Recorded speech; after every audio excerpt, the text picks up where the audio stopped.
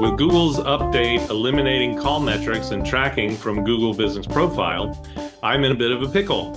I work for an agency and we have plenty of clients whose performance is great. They get hundreds of calls a month and lots of business, but without this metric, we can't prove to them that they're getting the calls. So is there a third-party tool or some way that I can use to track GBP calls? Okay, so there's two things that you can do, all right? One is to use a specific phone number, like use something like a call rail, where you can have a forwarding number, and you use the forwarding number on the Google Business Profile, kind of like a marketing number. And then within that, you can also have a secondary number, which may be your primary lines number. So it won't be displayed, but at least it knows it's connected. But again, there's costs involved with CallRail, and it's going to forward numbers, and if you change the number, it can get confusing for some. Some people don't like it because they feel, business owners may not like it because they feel, well, that's not my number, and someone may write that number down, and if then they call that number, some other time, it's not accurate and whatnot. So at the moment, anyway, I have another solution that's free and that works great. Okay. And that's using Insights. So again, let me share my screen. I already have open my Google Business Profile Manager. So if you go to business.google.com/locations, you'll get a listing of all the locations that you manage. Now, I've just got one showing at the moment, which is my Scott SEO one. And what you can do is you can click on Scott SEO, right? You check it off. And then in the corner, you go to Actions, and then you go to Insights. When you go to Insights, you could now pick the time frame that you want to check.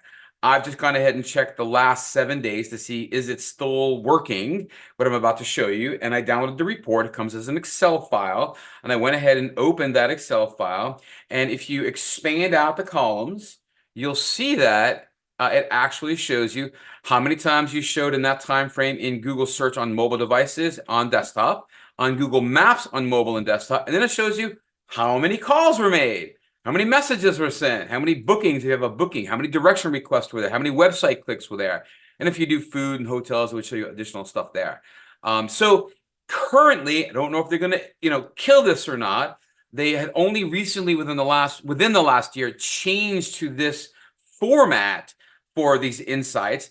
But what we do for our clients is each month, we go in, we download the full month. Usually you have to wait 3 or 4 days after the month ends for Google Business Profile to kind of catch up. But we then go ahead and we download all of these profiles, one after the other, and we keep track of it on in sort of like a historic basis. And we keep an eye on things so we can see what the trend looks like month after month after month, and so on. Now, like I said, I don't know if they're going to eliminate this call thing here. If they do, then yeah, you're gonna have to go with like a third-party thing. And for the third party, like I said, if you do like something like a call rail, if I come here and go to like edit my profile, generally speaking, under phone number, if you hit edit, you'll see add a phone number. And so you can make the primary phone this call tracking number that you're using. So, and that's the only place you're going to use it. You're not going to put it on business cards. You're not going to put it on emails. The only place that call is going to go is right to that primary phone on this profile. If you have multiple profiles, then you want a separate phone number for each profile so that, again, you know specifically what's going on. I've got one client's got 4 specific locations, and we have 4 unique phone numbers.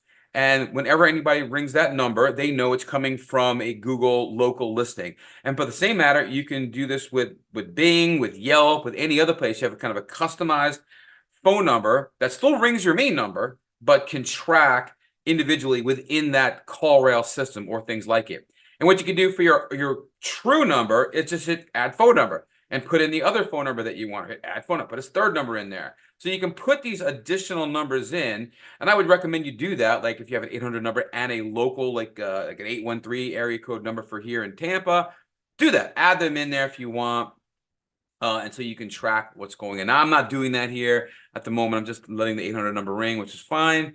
But that would be the way you can go about to track. So either third-party system using multiple phone numbers. Here, I would definitely include your primary number as a secondary number and the call tracking number as the primary. Or for the moment, you can use the Google Insights from Google Business Profile from the locations. It's not here. You can't do it from here. you have to be in that business profile locations, in this case here, to select the one that you're looking for, hit action, hit insights, and then pick the date range. And like I said, you could go a customized date range. You can just use the menu up here and grab like July through July, right?